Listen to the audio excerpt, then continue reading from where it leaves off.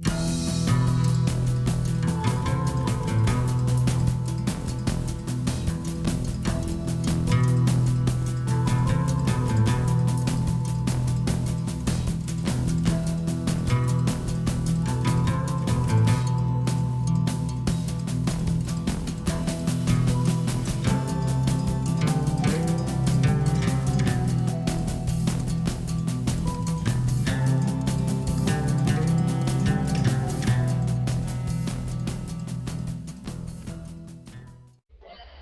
will not be a Fit Hammer only podcast.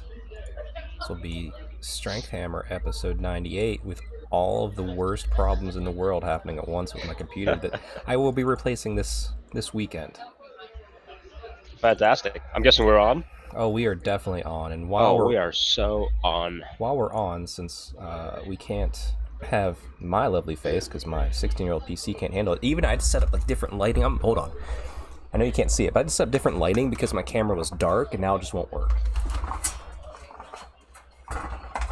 Keep talking, Alex. My camera is working fantastically. I am currently enjoying a wonderful coffee from a local coffee shop. I am enjoying a very refreshing, wonderful coffee from my wonderful home. Real quick, I'm doing this live, Alex. I'm not gonna put up with me not having a picture. So this is high quality production, as we have established many times. Yep. So instead of a picture of me, you can have a picture of Ronnie Coleman squatting 800 solid ass pounds for this part here. Can we just have it every time? Every time we record a podcast, is a different picture of Ronnie Coleman. You know, I should. I was saving this to the my podcast resource file, so I can use it over and over again. It might become a mainstay, just like the Taylor Swift concert picture that's up on screen right now. Slowly and surely, we are adding mainstays to this podcast, to this section of the podcast. We're talking about mowing your grass, mowing your lawn, and Ronnie Coleman. Those should be two things that are always present on the podcast. And Taylor Swift and Warhammer. Taylor Swift is fine, I guess. Warhammer... I'm just going to put Taylor Swift over you then. It is going to be Taylor Swift talking to Ronnie Coleman. That's an AI thing we need. Oh my goodness. Oh my goodness. Imagine that. Them having a podcast together. I love it. But Alex, Strength Hammer episode 98. Oddly enough, the first half of this podcast will most likely be on this old PC I have. And then the second half will be on the new PC. So this will be the last time you have to deal with this. But how are you doing in lieu of all this problem? I'm doing great, man. Well, you know what? I don't have any problems today. A wonderful day. Having my coffee. Nice. Going to enjoy my work day. Going to the gym. Should have time to hobby later. Very nice. That's going to be a wonderful day. How about yourself? Good, yeah. I mean, we got that nice little cooler weather out here right now. It's been very nice.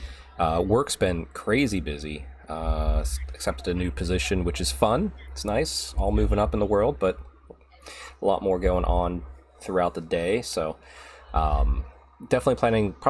It's probably not going to be a full gym day today, I'm honest.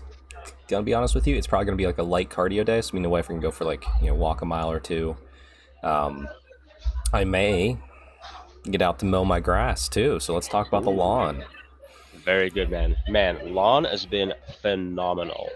I have cut the grass right on time this time around. Nice. And I have weed whacked everything. I do have to clip some of the bushes still. Of like, I'm not sure what you call it. It's like terraforming. And but that's really the last thing I have left, and I'm going to do this weekend. And this is gonna the yard and the property is gonna look very nice. Very nice. I'm gonna have to listen back to this because for some reason my mic's picking up like everything too. Oh really? No, you're fine. My mic. Oh, yours is I think good. I think it's picking up my dehumidifier that turned on the other side of the basement. Hopefully it's not. Well, I can't hear it. So okay, we're probably good then. We're good, I think. But yes, I planted my garden over this Memorial Day weekend. Oh wow. Yep, managed to rip out all that winter wheat, get that going. So that's yard talk. That's garden talk. Tell me what's in the garden. Ooh, I want to know. Ooh, let me bring up my little cheat sheet here because we got some tomatoes, which I already have to replace one because some animal ate one of them. Just one. I had 3. We got tomatoes. That's nice of them. Yeah. Got some tomatoes, different varieties there. I always try to grow a strawberry plant. We'll see how that goes. But cabbage, carrots, corn. Granted, corn is impossible to grow to a good level in a garden. You need fertilizer and all the stuff. I'm not doing it. I grow them because by the time fall comes around, they're nice Halloween decorations, like the corn stalks. That's cool. I like it. Let's see. Just some garden beans, string beans, eggplants, peas, radishes, beets, which I'm excited for beets. I want them to come up. Cucumbers, as always. A couple varieties of peppers, and some lettuce because it comes up quick. And then, obviously, some onions, which once the onions are down and out, I'll put in probably some like watermelon and cantaloupe and just see what happens. I've had a small one, but it wasn't really edible once, so I just like plain, really. Yeah. Hey, and who knows? Maybe you'll figure out what actually works, and then you will stick to those things if they work well for you. Well, it's not so much because like my grandfather, he's a big gardener, and I do have a green thumb. I get stuff growing a lot. It's more about like knowing what to plant next to each other and where to plant it. I see. Like the reason I love cabbage is I don't really eat a lot of cabbage, either as a wife, but you plant cabbage because spiders like to live in it. And you put that next to the tomato plants because the tomatoes, the spiders will eat the bugs that go after the tomatoes, and that helps a lot. And that makes sense. Yep, and then I think you put beans next to the corn so that way they get more shade. It's just like stuff like that you gotta think about. Would never think about it. Yeah, there's a lot. Yeah, and then after that, I still need to mow the grass, but since it's not been terrible out, it's not really super high, so I've been neglecting that portion. So my grass talk's a little lame right now, but maybe that's all right. Maybe I'll update. You made up for it with the garden talk. There we go. So Alex, what do you want to talk about today for fitness? Yeah, so for fitness today... Yeah, do you have any ideas? Because we really are kind of off the cuff on this one today. Yeah, today we're off the cuff. Let's talk about training to failure. Ooh, that's a fun one. Benefits, the negatives. What do we think about it? What do we recommend? And by failure, you mean it's not failures until you can't walk or can't do anything. It's until you can't do another rep. Until you can't, failure means you train till you fail. You fail to do a rep, right? Which means, so in a truest sense, training to failure is you try to do a rep and you fail.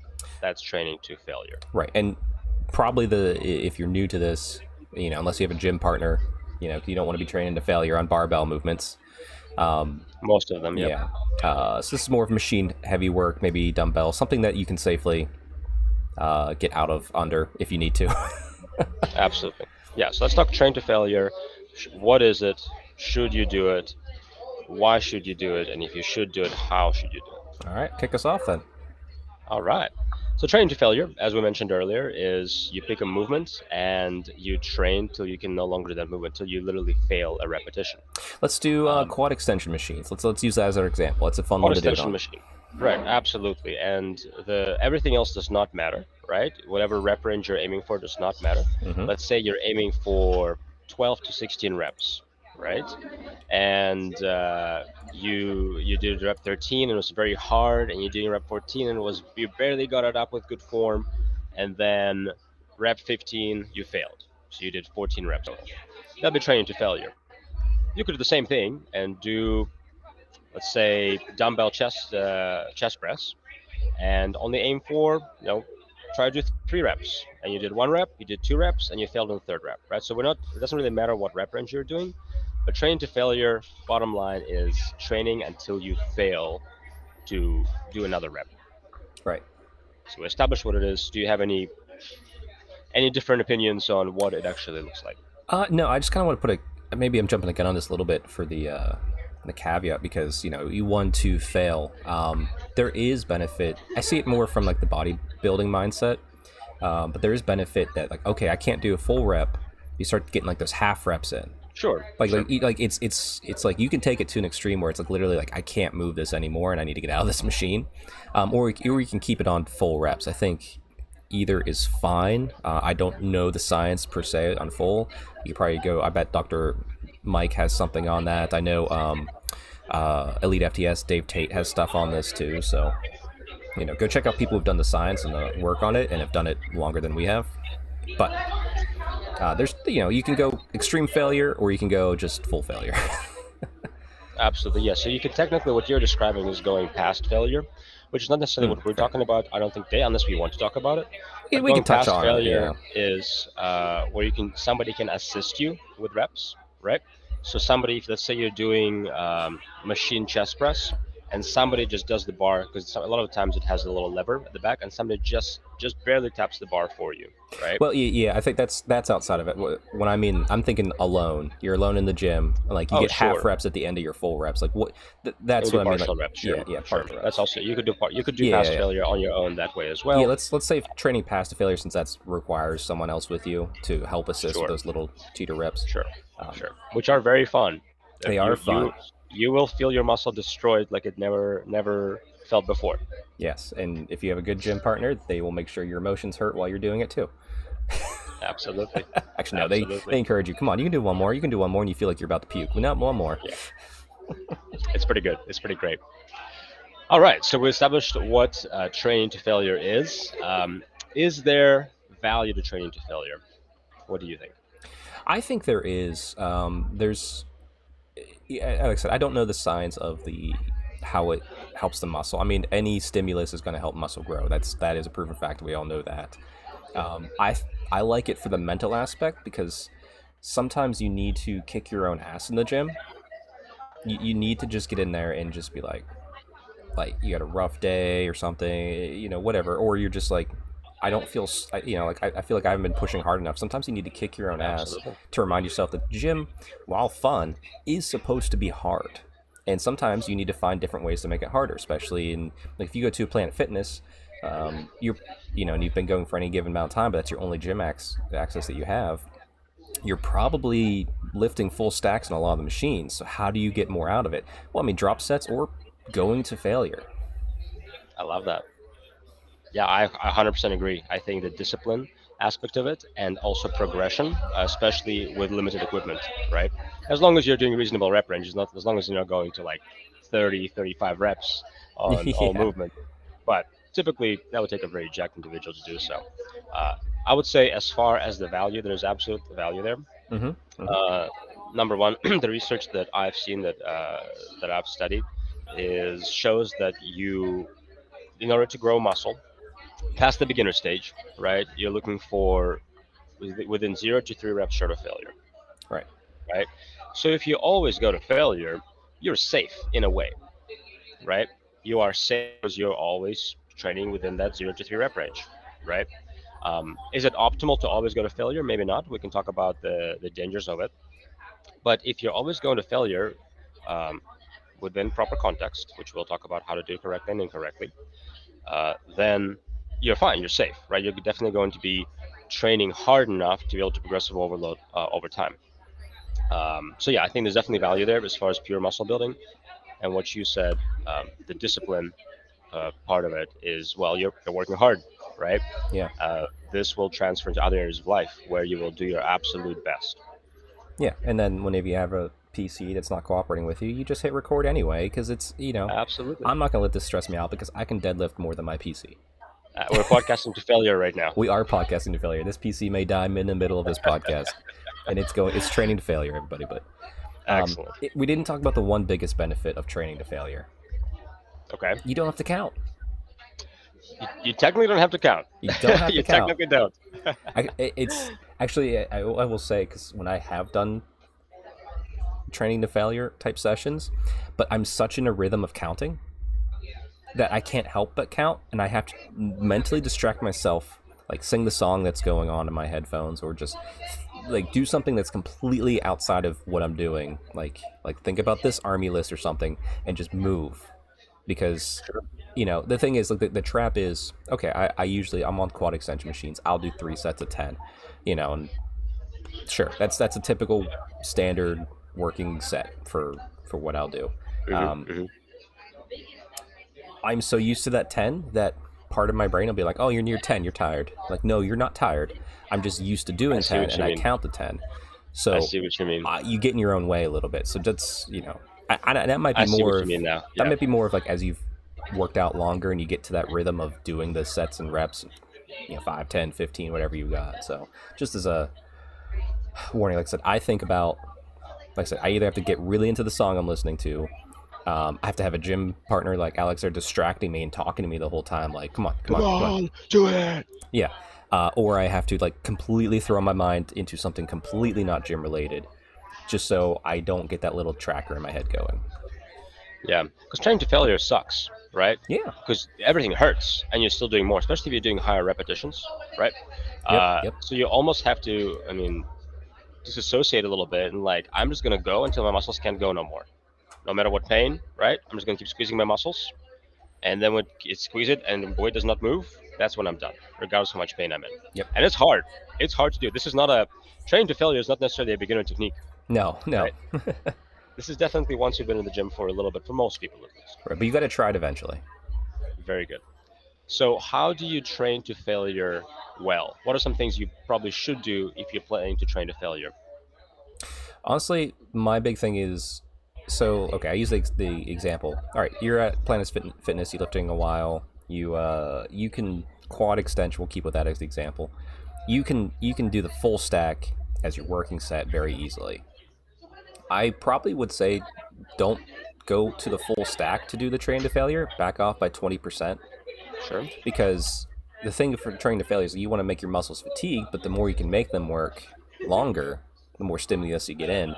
So like if you do 10 of a full stack of quad extension, okay, that's great. We'll go two below that because you're probably easily going to get 15 normally, and you're already going past that anyway. So you're just adding more working reps, and that extra 20 pounds per se that you might have isn't going to be the benefit of what you're doing. It's the amount of reps and training to that failure, and the more reps you can get in before that failure, I feel feels more beneficial to me from my basic understanding of this. Yeah, that's actually very wise. I didn't even consider that, but training to failure is most beneficial for bodybuilding, right? Mm-hmm. We can say it's probably actually detrimental for powerlifting or pure strength training, maybe not all the time, but because with those goals, you're lifting heavy weights for very low rep ranges. Training to failure that every time will just inhibit your capacity to recover, Mm-hmm. right? However, if you're doing it for bodybuilding and you're doing, between 10 to 20 reps typically for pure volume, right? Then there's a lot more value to that. So I agree with you. Pick a weight you can do relatively moderate to high rep range with, because going to failure typically means you will be going to those higher rep ranges. Right. Yeah, and it's the thing too. Like you have to keep moving, keep the weight moving, because you're training the muscle to exhaustion. You're not training for explosiveness like powerlifting, where you're just pushing one weight really fast. So it's like and maybe that's something that should be a future topic about how to train for what you're doing. I'm Absolutely. putting that in my back pocket because we probably should go over that. But Alex, give me your top 5 exercises you would like to train to failure if you're gonna. Oh yeah. Just generally, it doesn't have to be like one body segment. It can be like if you're doing like an overall body session, what 5 exercises would you train to failure to have a great session? Sure. And keep in mind, I would say I train to failure often, but not all the time, right? Not every single move I train to failure, and I will tell you why in our section of what not to do. Yes. But I would say things that come to mind is chest flies, cable chest flies, isolation lower body lifts, so quad extensions, hamstring curls, arm work, just most arm work, anything bicep, tricep.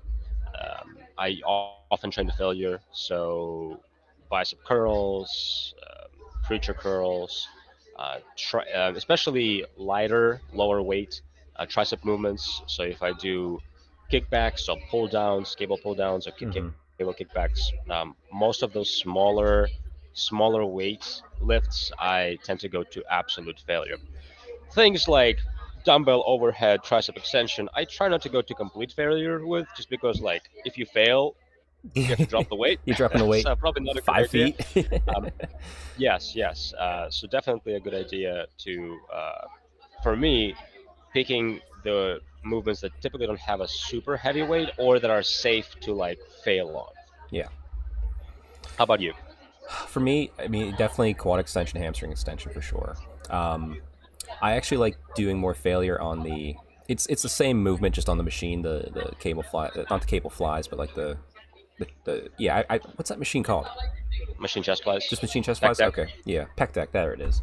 I like doing on that, whether it's front or back for the back or chest. Oh, sure. For sure. Actually, I like doing JM presses to failure. Okay. Really? Okay. Yeah, JM press is a tricep exercise. Just go Google it. Lead FTS has a good demo of it. I believe our friend Josh, it was Josh Taylor coaching. I'll try and find it. That's been probably a year ago, but he has a great little demo on how to do it. They're great for triceps for me. And then the other one that it's kind of like the thing you always train to failure. It's a little different, but grip. So farmers carries for specifically. Yeah. Mm-hmm. A grip's different because like you're just building up the central nervous system, so you have to go to failure, which is another benefit of this. Like you don't want to just build the muscle; you're building the nervous system, the CNS, to handle loads longer and get used to it. So a little side benefit, but yeah, certainly adapting there. Yeah, but like farmers carries for sure, because you gotta carry all your groceries in one go, Alex. You know that. Oh, I know. Are you kidding me? If I make it in 2 goes, I feel ashamed. Regardless of what it was, like 30 bags, I feel ashamed. I feel ashamed if I don't do it all in one hand. That's what I do. Like all has to be in like one hand. Usually try to do the left hand, the non-dominant hand, which might be why the left grip has picked up better than my right grip because I keep doing left. You should switch it up. I should every other grocery trip. Oh, excellent. So training to failure, doing it right, picking the movements you can safely get out of, right? Mm-hmm. That you know you can. Big movements that typically are not super heavy loads, or at least loads you could do within a reasonable rep range. Yep. And one more thing I'm going to say with doing it right is, the 3 main principles of building muscle is the first one is good form. Yes. Right. It's obvious. It's almost like, why do you even have to say it? But training to failure, you will be tempted to break down form, to do another rep. Well, if you broke down form to go to failure, you actually failed already. Yeah. Right? So if the last 3 reps were with poor form, well, actually, you failed 3 reps ago. Yeah. Right? So train to failure in context of good form. And the last point I would say that we might be a little bit different on, because our style of training is slightly different. But if you introduce failure training into your routine, I do recommend tracking it. I 100% see your point of like, I don't want to track it because I get in my head because I train higher repetitions than usual. But with my intention here, you're still trying to build muscle overall, and the principle of progressive overload still applies. So if I trained to failure last week and I did cable chest flies for 50 pounds for 16 reps to failure, next time I'm trying to do that or more. And if I don't track that, I might forget that. That's for me with a goal of building muscle. Yeah, well, for me, I mean, the goal is to build muscle too, but it's a different philosophy. Alex, that's definitely more of the bodybuilding approach, whereas I'm more of the dumb meathead approach. Sure. It just is like, if I'm training to failure and I'm training properly, with all my sessions, I will get stronger. Basically, I always have those off days, but like, not counting to me is not a big deal because, I mean, you're gonna know if like, even if you don't count, like you'll be like, I didn't. Your muscles tell you didn't do enough. So, I'm gonna be more receptive of that. And like I said, I'm not very a science-based type person on that. You are.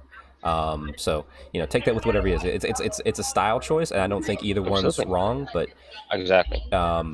It also kind of comes down to your goal. Like if you're a bodybuilder, you probably better be counting. If you just want to get strong as fuck, you probably don't need to count. It's just it depends on your approach of, are you intuitively training or are you like tracking everything? Right. So it's the same thing with eating, right? I mean, you don't have to always be tracking. I'm not tracking right now. I've not been tracking for like probably the last year and a half. But depending on your goals, tracking might be helpful. Exactly. Same thing with tracking your workouts. Right. Oh yeah, for sure. And like I said, I'm not saying don't ever track your workouts and always do this because my other workouts that aren't trained to failure, I'm counting every rep. I'm doing it all. Absolutely. So. Absolutely. Yeah. So do whatever works for you.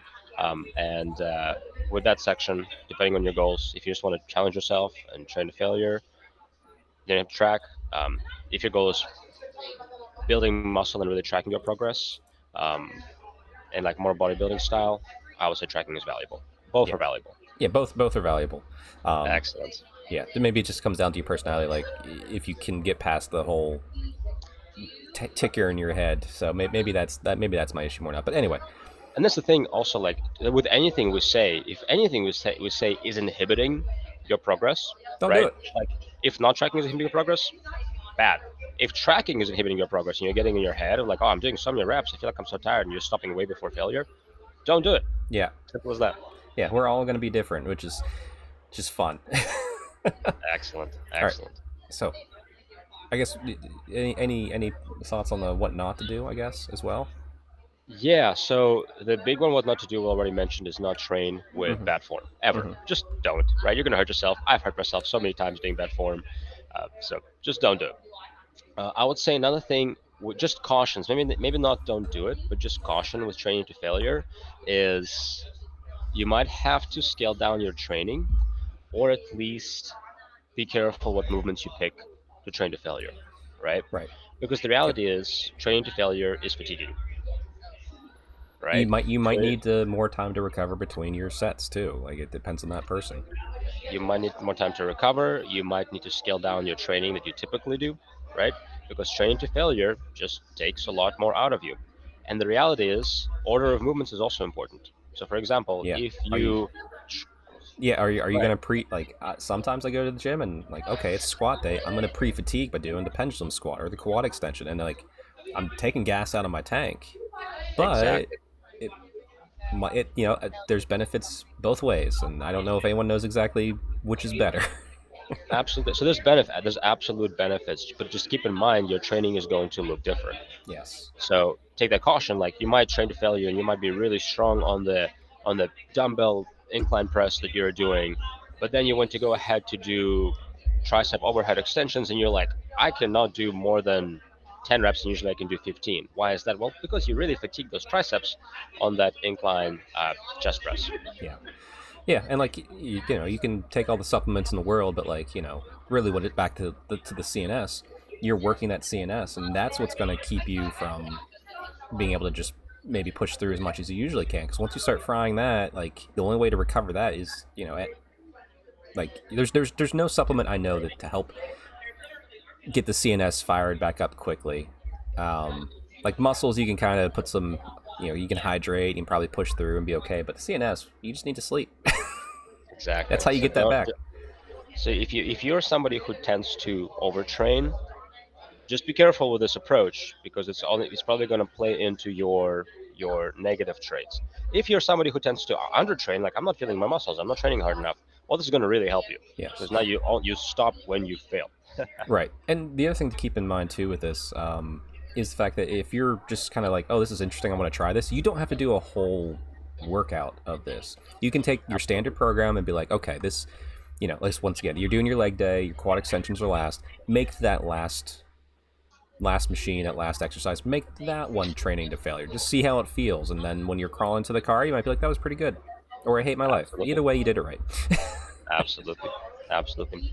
I guess one more thing I should say with training to failure, and that's once again just general advice, it's nothing new, like good form, is time under tension. Yes. Right? Oh, yes. Because weight is going to feel heavier and your things are going to hurt and you've attempted to do this, right, and go really fast and get it over with. Once again, that's not the goal. So make sure you explode on the positive and then slow down the negative. Still train with good form. And I guess I'll give one last kind of word of advice. It's not common to happen. I had it most whenever I was doing like strongman stuff, like the yoke. If you ever see those guys move the yoke, so like I did a yoke for 500 pounds, and I'm just gonna go until I just can't. Like that was my exercise for the day, but it was a fun one. It was different. I found out something called the yoke flu. Oh. And I think it can happen in training to failure if you're going, if you're doing it, and you're maybe overtraining with this, like you're training to failure multiple times a week, because your CNS gets fried. You might wake up and like you have aches and pains, and you might feel like you're getting sick. It's just absolutely. It's you're not, you're fine. Yeah. But if you wake up one day and you feel like oh, I just like, am I coming down with a flu or something? And you just worked out really, really hard with training to failure. You might have just fried your CNS, and you need a recovery day hard. Absolutely. And I think what you said is very valuable earlier, Chuck, that ease into it. Try this out, right? And Yes, see how your yes. body responds. Because there's also a condition called rhabdomyolysis, right? Yes. Which is, people just say rhabdo, when you break down your muscles so much that your kidneys get overloaded, overworked, right? Yeah, if you ever start peeing coke, go to the hospital. You fucked up. Right, which is very unlikely that it would happen from Yes. training to failure. But maybe you're somebody who already tends to overwork, and then you do training to failure, and you do a lot of volume, and you're working out 5, 6 days a week. Just be careful. Yeah. Unlikely, but just be careful. But if you're just sore and tired and everything You're else fine. seems fine, you're fine. Don't worry. You're fine. Yeah. Well, Alex, Very good. Yeah, we'll pack away training to failure. Next time we'll go push past failure, maybe. So that would be a fun topic to go, because we need to do. Maybe next week we'll work out before we record, and we'll do a session like that where the whole thing's like that, just so we can. Oh man, we're gonna be like, this sucks. Never do this again. Yep, exactly. But before we go and leave Alex behind for a week, we are going to pop up. He had some hobby, and I stole it from his Instagram. So let me just pop that up here. Boom.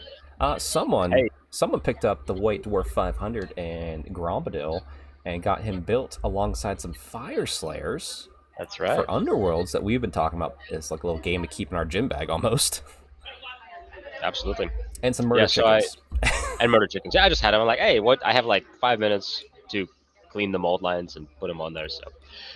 So what I often do is my schedule is a little bit crazy, and that's always an excuse. You can always find time for the things you want to do. Nobody has time, but everybody can find time. But what I've been doing lately is, hey, I have a call between clients, nothing to do, or time between clients. I have about 20 minutes, right? I'm going to build some models. I'm going to clip them, clean the spruce, glue them, put them on a base. And that's what I've been doing lately. That's how I've been getting my hobby in.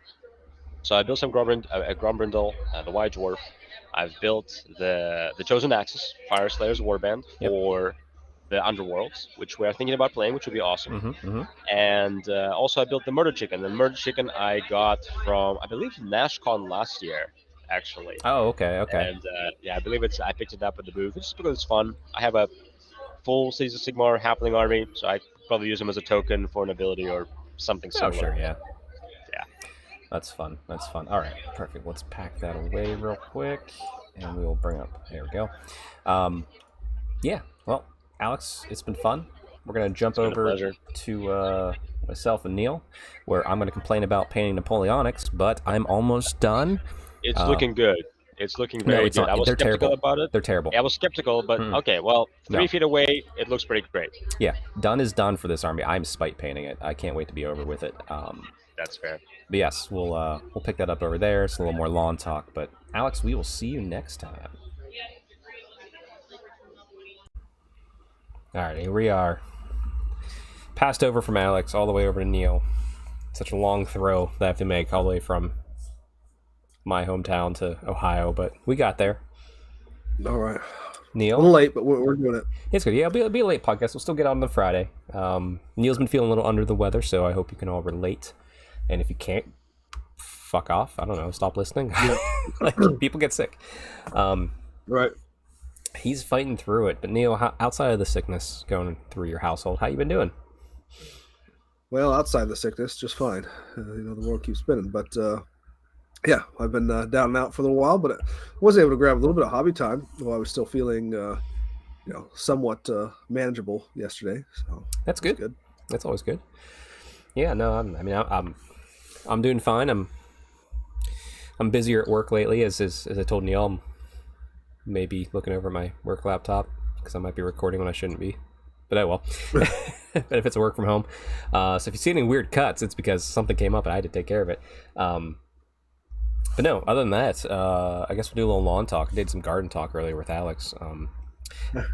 It's been nice and cool. And I hear all my neighbors cutting the grass out today. I still have not yet, so I'll probably get to it this weekend. How's your lawn doing, Neil, with the sickness? Any lawn updates? I've been down and out for the last 2 days, so it's not doing well at all. However, my wife and I, we did put in some mulch and everything down through the front, so front's looking really nice. Just need to get that lawn taken care of. Yeah. That is nice. Yeah. I just need to do a quick cut, and like I said, everything's dry enough now, and it's cool enough. So that shouldn't be a problem to get done. Maybe even tonight. We'll see. We'll see how I'm feeling. I love that we have a lawn segment now. It's too funny. We're all in. Alex is in. You're in, and we have comments. We have comments going left and right. People are loving the lawn content. So it's a segment. Speaking of which, a couple of domesticated sons of bitches right here. So. Speaking of which, shout out to Tomb King's Tristan. I'm not sure if he's watching the show, but he definitely keeps up on the posts. I put up a post about the Tale of Four Warlords of all of our paint projects from this past one, and he said Team Neil until I die. So Neil, you got a fan. Wow. Tomb King Tristan out there is doing good work for you. And he's a good guy. So nice. I know Tristan. We've talked. Yeah, go check him out over on. I know he's on Twitter and Instagram. Go check him out. You know what? Because he's a cool guy, I will link his stuff below because he's cool, and you should go follow him if you like social media content. Good guy, hell of a guy. Great Tomb King's army, by the way. Oh my god! Well, he's doing it. Yeah, I mean he's a Tomb King's guy, but like he's actually doing Tomb King models since they're easily available for an old world type thing too. I think OZRK I would assume, but I can't recall. But still, yeah, great converter, great hobbyist, great guy. Well, you know what? We got some hobby of ourselves though, Neil. So I'm gonna start with me because I'm not sure if you realized this. I just go in order. Alex is A, so he's A 1, 2, 3, 4, 5 for his hobby. I'm C 1, 2, 3, whatever, and you're N 1, 2, 3. So that's how the order's being predicted here. Nice. But let me bring it up. So here's mine. It's a little blurry. Zoom in, not too much because it's terrible looking. I am fighting through my Napoleonics as fast and as hard as possible. Recently finished up all the infantry here, as you can see, all 96 models, and then switching over, the artillery, the important piece of any French Napoleonics army, are also done. Good, and actually, real quick, I'm working on it. The horses. This is the last unit I have. I have this. It's a little bright, but I have the horses to go, which is 12 cavalry, and then Marshal Ney and his adjuncts. So 15 more models left, and this army is complete, and I can finally just be freaking done with it. I will finish it up this weekend because I'm excited about that. Because after that, one, I need to start my Tale of Four Warlords commitment for June, since tomorrow starts June. But also, I have this lovely boy to paint up. So cool. I'm a fan. I love him. I'm not sure how I'm going to paint him up, whether it's a display piece, Sigmar, or fantasy. I'm not sure yet. But also, I forgot, came in today. You make a dwarf army around that guy, just no problem, you know. Oh my god, he's gorgeous. Yeah, hard to pass up, I should say. A couple other quick purchases I got too. The card sleeves for Old World, not to use for these because they don't actually fit these easily. It's hilarious. But with all the legacy armies and the lore spells that I don't have cards for like, you know, like high elves, actually all armies, they have their cards until Arcane Journals come out. I'm going to print them out to fit in here, so that way I have cards that are a little bit more durable for that. And a little odd one, but you know I'm a Dark Angel fan for 40k. Sure. But these guys, the Inner Circle, they're the new unit that came with the new game, and I'm a fan of them. They look cool. They definitely fit the old Dark Angel lore stuff, so I'll paint them up. It's only 3 models, so not too bad. Nice. Outside of that, though, go back to that. I think that's all my hobby. Like I said, next week you'll see a completed army of Napoleonics. Although, to be fair, I am so done with this army that I've taken these 2 pictures. I'll take a picture of the cavalry. I'm not doing a full army shot until I play a game with it. They're just going back in the case immediately. I'm like, I don't want to look at you. Like, they're not my best paint. It shows, whatever. Well, they're done. It's done. That's all that matters. Done is what I'm going for here. But Neil, there's a lovely lady on screen right now that you've painted up. Nice. Tell me about her. Tell me what's going on. She's my test model. And what I did notice there is I haven't put any any of the gems on her yet, and forgot to do that. But that's all right. That's coming. But yeah, so that's the first of my pledge for June. Getting a little head start on it because there are 30 of them, and when it comes to regiment painting like that, that's the biggest struggle for me, is the like lining them up and going through. I hate batch painting. It's effective, it works, but like doing everybody's hair and then doing all the cloaks and then doing all this and then doing all that, it's just like, well, like I just made it through 30 of these, I gotta do this again and again and again and again. What I would suggest is, because like we're to be honest, we're aiming for minimum, so what I plan to do is paint 5 to completion to use as reference, and then go complete the rest, because then it's like I've had 5 done, I have 15 to 20 some 25 more. That way you've met the requirement of the minimum 5, and then just do as many as you can. That way if you don't hit the full mark of what you want for your list, you've at least hit more than enough for your mark for the commitment for the Tale of Four Warlords, I would say. All right, good shout there. I think maybe I'll get the first 10 done. We'll see where I go from there, because I'm staring at the other 20 right there, and they're mocking me right now. So, listen, get those 5 done. But hey, you know what? That's fine. And also, everybody, if you've watched that Tale for Warlords, the audio issues will be fixed, because this new PC will be put in here shortly. This is the last recording, I think, on this old PC. This PC has done good work. This PC I bought brand new for excuse me as I close some spam there. I bought this PC new when I played Warhammer Online Age of Reckoning. I've upgraded the graphics card once, so that's why there's been audio issues, because this thing can't process quickly enough.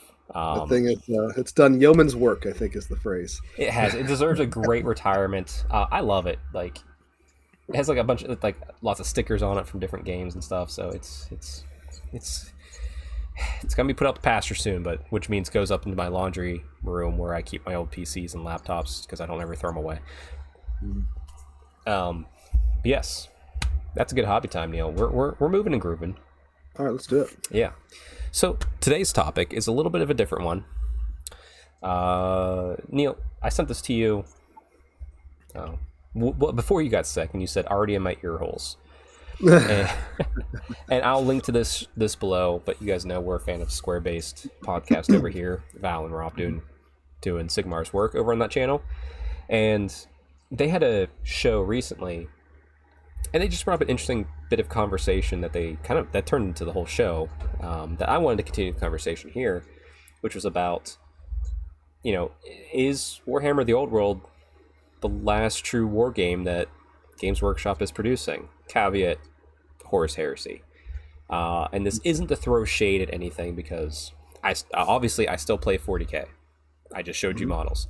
I clearly still love Age of Sigmar. It's all over there, and I'm excited for 4th edition. The news articles, they're hit or miss, but like I'm waiting till the full thing comes out to reserve final judgment.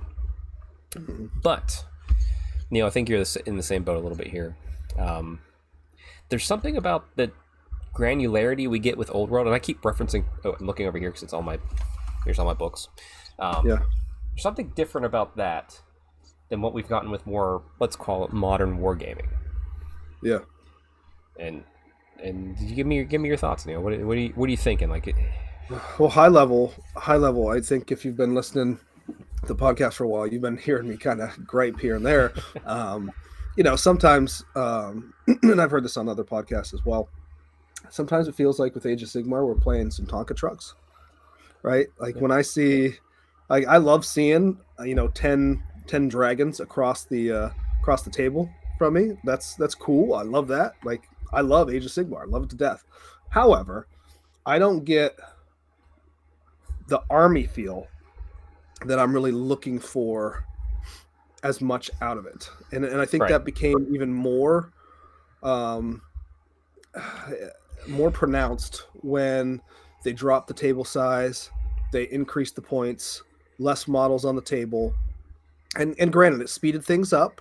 There's changes that I think are good for the game. I think it's good for the long-term, playability of the game, the long-term, to get new people into the game.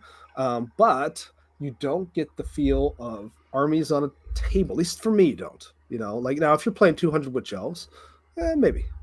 So, but there's something about a ranks and flanks game that really drives home the. Well, I'd pause you there, because we say rank and flank. Well, you said rank and flank there. I don't think it has to be rank and flank to get that army feel, as much as it's just model count and granularity in certain aspects.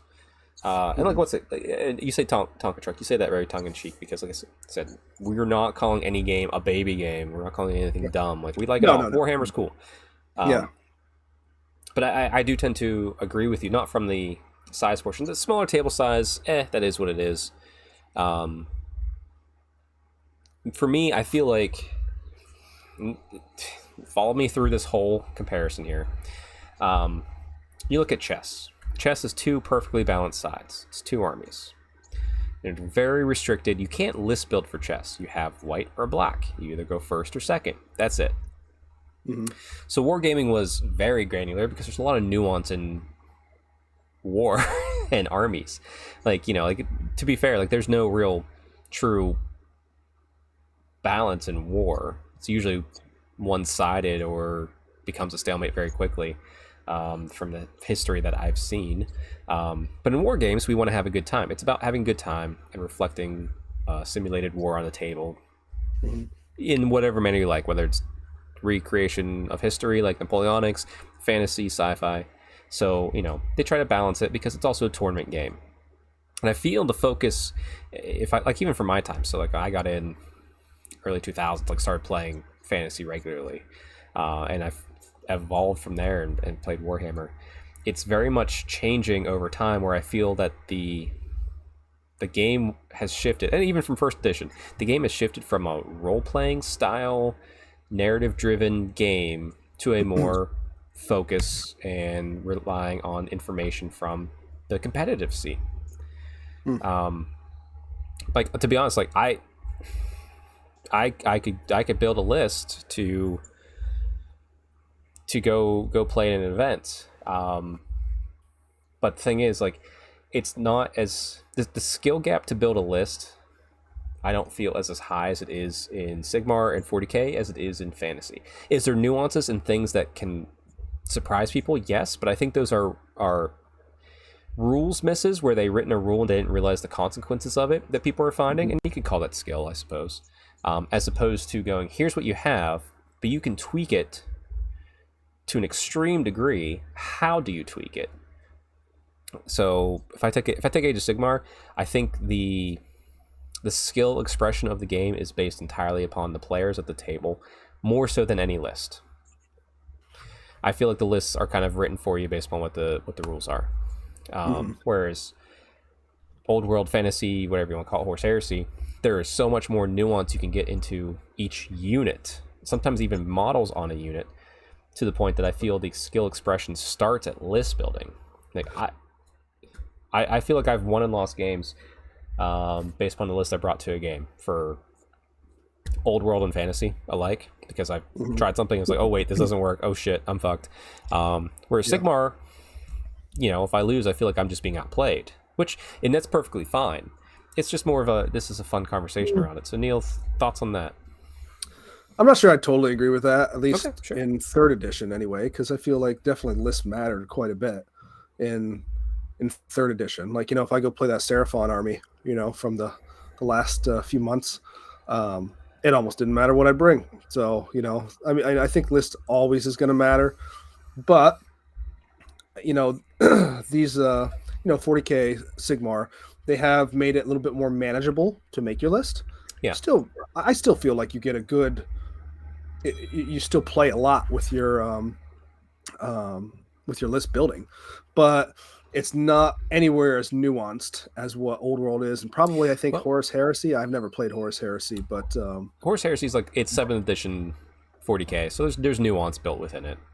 But I would say is with list building, like, okay, 3rd edition even, like 4th edition feels like it's going even farther away from what like an Old World style is. I feel like more towards that, and I'm not trying to throw us on the bus, but more board gamey than war gamey in my mind. Yeah, but and that's what they were talking about too. Yeah. I mean, you see that with Spearhead for sure. Spearhead is designed almost to be a board game, right? Which is an entry point I 100% get and agree with. You want it to be very simple to go. So like that, I'm just focusing on the core game. Spearhead, I love Spearhead, by the way. I'm going to play Spearhead for what I've seen.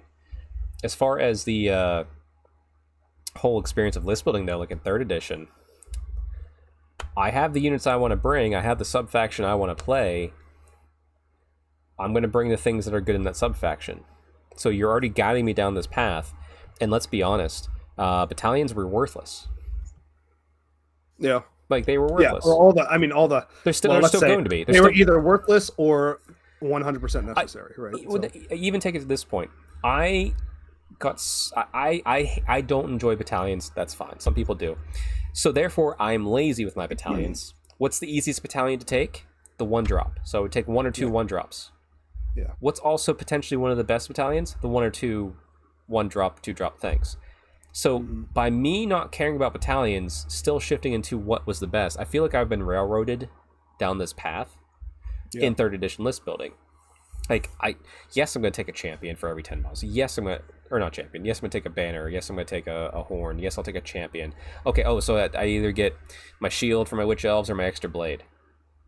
Okay, well, I'm very lucky in the fact that I can field a whole army of either or. A lot of people can't. They just have what they have. Yeah.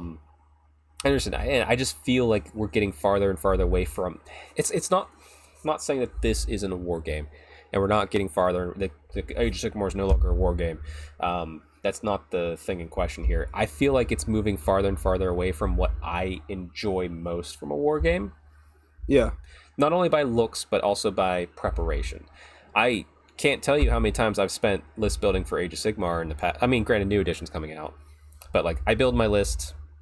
I might build a list for an event. Whereas Old World Builder is open almost daily for me to be like, what if I do this? What if I do, just little things. So, and that's a preference. I mean, I'm an old man now. I'm painting Napoleonic, so I can call that. You got to get a little more gray in the beard, yeah. Yeah, like 1 or 2. But anyway, like, what's your thoughts on like that? Like, just from like, hanging off that type of thought. Yeah, from that stance, I'd agree 100% with that. So it does feel like it's almost a little bit point clicky, right? Here's what you have, point click, and it seems like it's even more like I was actually saying with talking to Matt, and like I have I want to say 7 gun haulers, right? Yeah. Now cool. I'm guarantee you there's not going to be an option for playing 7 gun haulers in a regimental list, right? So I will not be able to do that, even if it's a crappy choice. Like, I mean, I will be able to do that, but there's going to be negatives to it, right? So I have to tell myself, okay, listen, you're not going to be competitive with this at all. Like you can't, because they're all going to be auxiliary choices, right? And because literally it wants you to, fill in the blank pretty much. Yeah, that's what it feels like. Fill in the blank. Okay, write in this slot what your unit's going to be. I'm like, okay, it's this one. Okay, you have all these slots, and just write in what you're going to play, and then that's that. Also, reducing the amount of reinforcements, right? Which I hated reinforcements. I think we both hated reinforcements. Yeah, I hated reinforcement points. I want to bring what I want to bring. I'd rather you fix. And I think there does need to be some constraints on unit size and everything. For the sure. And I think. Do I want to bring my 30 witch elves and stuff like that? Sure, but I feel like this 4th edition actually is doing that very right. Like, hey, you can take as many as you want, but you can only do it once. You can't double reinforce. Okay, that's fair. Right. I get that. Yeah. No problems. Right. That's a good compromise, and I think that's a good sweet spot we're going to find ourselves in with that one. Yeah, maybe. So I guess we'll see from that end. But and again, all these criticisms that I have, they don't really diminish my joy and my excitement for the other game. It's just 100% a different feel. Right. You know what I mean? Right. Well, it's the same thing. If we take an Old World, things I don't like about Old World, I hate that I have to take a level 4 wizard or I'm useless. Oh yeah. Like I don't like I'm a high elf. Sure, I'm going to take magic, but I play a local friend and he plays Khorne and he plays Warriors of Chaos Khorne true to name. He doesn't bring a wizard. I'm going to switch to probably dwarves now to play him because it's not fun for him or for me. Like right. Like if we're playing the standard game, I'm probably going to win that game because my magic will outperform and he can't stop it. Like, he has one. Here come my unit of 20 ethereal swordmasters. Which, by the way, once we get into combat, I'm going to switch to Fury of Cain. So exactly, it's wonderful. It's. So, like, it's not saying, like, there's not things in both game systems. Like, there's always going to be that. There's things I don't like in 40k, there's things I don't like in Sigmar, there's things I don't like in Warhammer Old World. But I still love them mostly to do them.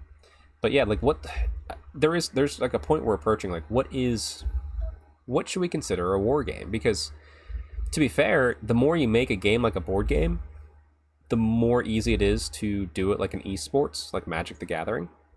Mm-hmm. So, yeah, even though I don't think the Spearhead presentation was as clean as it could have been, I think that's proving, though, at some level that the game like Spearhead, that's a step towards being able to present something on screen. You know, you have knowledgeable presenters, you have available data, knowledge, and people that play the game will watch it and enjoy it. So, you know, if that's the goal, that's fine.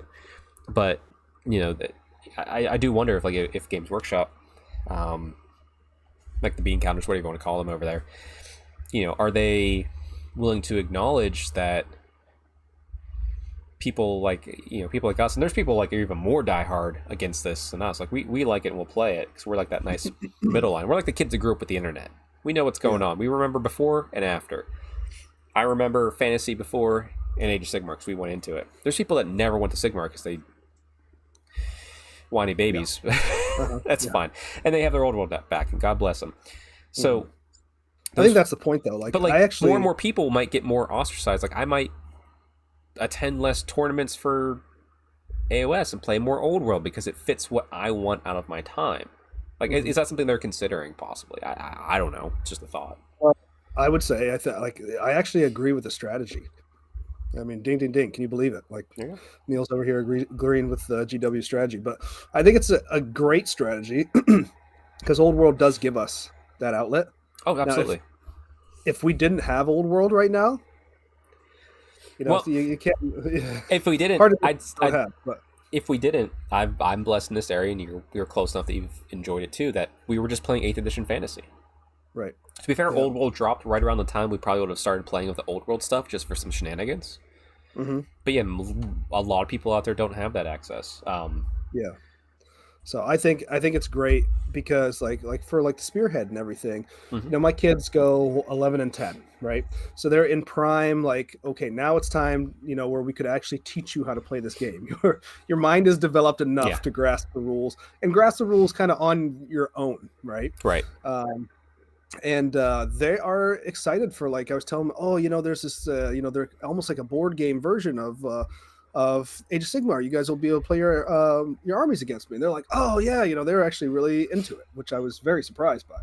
So yeah, it was that aspect of things is going to, you know, help with keeping wargaming going, because if you don't have the youth influx into this, you just have crusty old bastards like myself playing, then, you know, it's going to go away at some point. And that's okay for me. You know, I'll keep playing this till probably the day I die, or like I can't function enough to understand anything.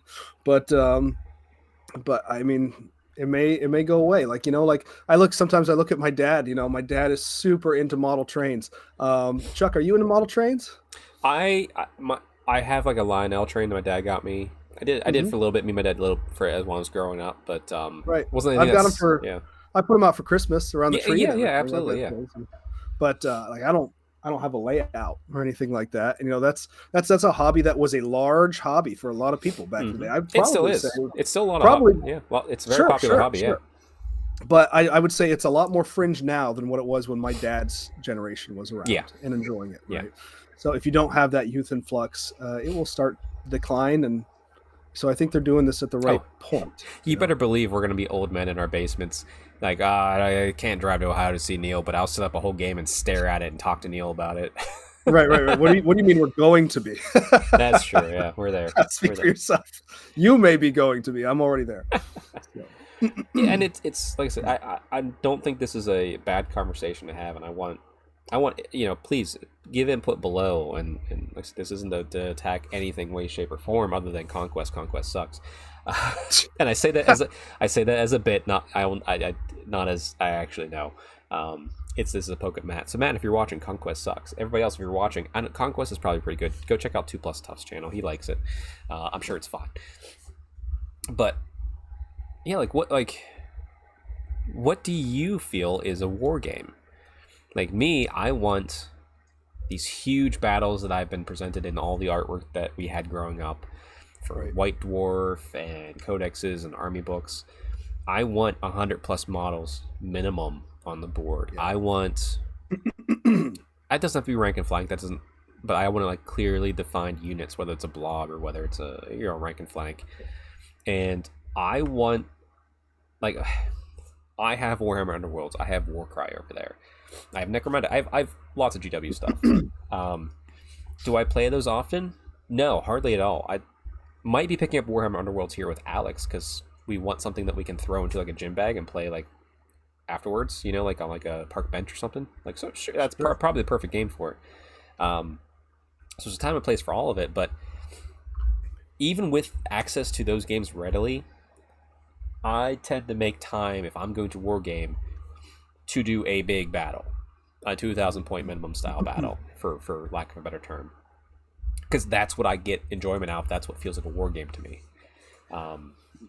which is probably why I bring hundreds of Witch Elves during a Sigmar game, because I could bring snakes and bring 50 models, but like I want more. I want a lot more. I'd rather be there for 5-6 hours. I'd rather dedicate a day to my wargaming than try and just squeeze game in the evening, because that's not. If I want to squeeze a game in the evening, I'll go play Helldivers, or I'll go play Total War or something. Yeah, my one thing I want to add as well, what I think Age of Sigmar does a whole lot better than Old World, is your battlefield. Right, battlefield for Age of Sigmar, you can really just fill it up with terrain. It can look awesome. It can look amazing. This whole like 6 pieces of terrain in Old World, junk, garbage. It's absolute garbage. I get why it does it, the way we do it. Trays and stuff. I get why we do it, right? But it doesn't look cool. No. Right? It's all about your armies in Old World, right? It's not about the terrain. It's not about the battlefield as much.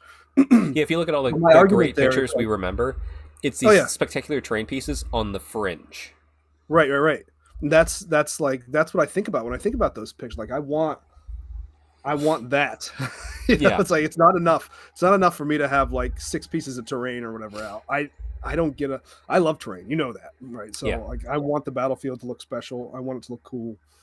So I think Age of Sigmar does do that a lot better. Yeah, to me the biggest shame when the end times happen is we get Age of Sigmar, which is great to have great terrain rules, and models can play across terrain much easier. And then they got rid of all the fantasy terrain, which was simply phenomenal.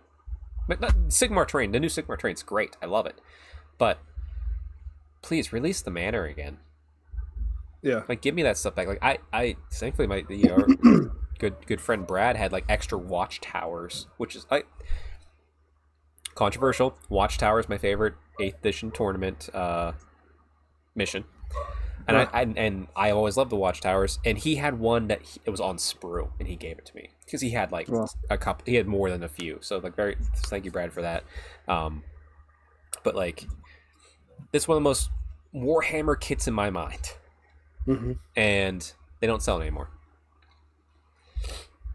Yeah, it's I don't know. For my money, terrain is if you're gonna do terrain, I want you to do terrain that feels like the setting so much, right? Because I can go get an STL of a house, sure, right, and I can print that out, or I can have somebody print it. I don't have the printer that can do that. I mean, you've played on my daughter's game table. All you got to do is like go to NashCon and see like all the amazing terrain there. Yeah. But what it isn't, right? It isn't terrain that's specifically built to reflect the setting all the time, right? So you can extrapolate easily. It's not that big of a deal. But if I want GW terrain, like please give me something that looks like Old World, looks like I'm playing in the Empire, looks like I'm playing in Bretonnia, looks like I'm in Ulthuan, right? Like that's what I want. And we went to that first way back in Adepticon when you invited me along, and I think I said that to GW. I said, give me terrain that looks like the realms. Not just a Sigmar. They've been doing better with it. Like I do really like the Gur train we got. I'm curious to see the train we'll get for the Vermin Doom. But yeah, like I agree with that wholly. Like you've seen my daughter's cane table. You've played on it. It's my home table. Yeah. I bought a second Marathi. Someone 3D printed me a Terathi model. Like I have extra avatars of Cain and stuff, just extra stuff to make it. This is a Daughters of Cain temple you're playing on. Because to me, like that's what you want it to feel like. Now that terrain is completely useless for Old World. Yeah, completely useless. Well, in a sense, yeah, sure. Yeah, well, it's because it's too much in the way because of the style of the game. But No, I hear you. Because like I think actually, I mean, I feel like what is and what isn't a war game. I mean, the terrain is a factor in that. Agreed. Right? The battlefield is a factor. And even to the point of I've played games where we purposely left no terrain on the board because we wanted that giant plane, Battle of Finneville Plain. Yeah. It's a plane. And oddly enough, the lack of terrain when you're used to putting nice terrain out gives it its own theme. Mm-hmm. It's very interesting, but yeah, it's just like, what is a war game, and are we moving away from it? And is that a bad thing? Is it a good thing? We'll figure it out. We'll see. I mean, I don't think in this day and age that stuff's going to die off. Like, Old World are going to keep going because it's selling like bonkers. They know there's a market for it. Mm-hmm. Age of Sigmar is obviously doing well. Events are selling out. 40K is a juggernaut. I mean, they've written in the past. They've written mediocre stuff back to back, and people still play it. So, the setting is what drives us more so than like actually caring about the game, and then obviously the community. So, yes, anybody who's been doing this long enough knows the rules are going to change no matter what. Sometimes you're going to like them, sometimes you're not. But the setting and the imagination component that comes with it is really what we're all here for. So. Well, I would encourage all of you too, like, while you're at home, if you have the space, set up a table and put your army out on display and just go like, does this feel like a war game still? Does this feel like what I want? Have a battle with yourself. Like, be a kid. Who cares? Like, I believe everybody should play a game of Warhammer of any facet. Age of Sigmar, 40K, Old World. Play a game against yourself. I've done it multiple times over like weekends where I have nothing to do and it's terrible out. And it is surprisingly fun. It is surprisingly fun to do. It's crazy to hear that, yes. Yeah. But play a game of Warhammer against yourself. Yeah. That's another thing. I was talking to a friend of mine who plays a lot of board games, actually, and he said there's a lot of board games out there that are now focusing on solo play, right? Oh, yeah. So, where the game plays against you or whatever else. So, but yeah, I've done that before. I played my Dark Elves versus my High Elves when I was not going out and playing anybody, and I couldn't find any games, and I was just desperate to have a game, and so I set it up, and it was actually more fun than it probably should have been. Yes. And trust me, I've played many a board game. Some are good for an evening, some are good for a quick 20-minute session, and there's some that can go for days. So like that line is very much blurred, and a lot of board games will use miniatures now, and you can paint them up, and they look phenomenal. So, like that, the line is blurring in a weird way, but in a good way. And it's just, I think all this means is, people will tend to shift towards what their flavor is. Like, there's a reason probably I'm playing more Old World than Age of Sigmar right now. Mm-hmm. Because that's kind of where my mind's sitting. To be fair, it's also a lot of my local scene doesn't play Sigmar as much. Like, my weekly scene doesn't play Sigmar as much. I'll say that. Mm-hmm. So that probably has an influence too, but... yeah, I mean, it's not a bad thing either way. I'm still excited. I can't wait for 4th edition. Yeah, I'm going to try to resist buying that beautiful box because I don't need Stormcast. I have too many already, and I don't want Skaven, but they're great. The nice thing is you can just you can play if you do get it, you can just play Spearhead with them. No, actually, I'm really thinking for Spearhead, grab an army I don't own. Because I can do Spearhead for most of my armies right now, on some level. A few of them might need a thing here or there, which is fine. But I'm thinking of, for 4th edition coming out, grabbing an army I don't have, like Beastclaw Raiders, whatever. I don't know. I don't know if they even have a Spearhead box, but grabbing that, building and painting it, and it's just for Spearhead for this edition. Yeah, it's an option. Which is a cool thing, and it's fun because Warhammer's cool, just like we said a while ago, But yeah, and to be fair, like I said, let us know in the comments below. I'll link you to the square-based conversation as well. It's a great conversation, and like I said, it's not about shaming or putting any game system down. It's just a chat. I'm curious to see what everyone else thinks. I hope other people hear this, and continue this conversation because it's a fun conversation to have, and I think it's one worth having because you don't want it to be 10 years down the road and someone goes like, "What the hell happened to Warhammer?" Yeah. All right. Any final thoughts, Neil, before we head out? I don't know. I think there's a lot of people out there that already are thinking, "What the hell happened to Warhammer?" But wow. but that's for another day. That's all right. So, all right. Well, everybody, you out there, stay Stormcast strong. Happy hobbing, and we'll see you next episode, which will be episode 99. Whew. We're almost to that big 100, Neil. We got to think of something big, and by we I mean me, because it's my show. I better do the work, right? All right. Take care, everybody.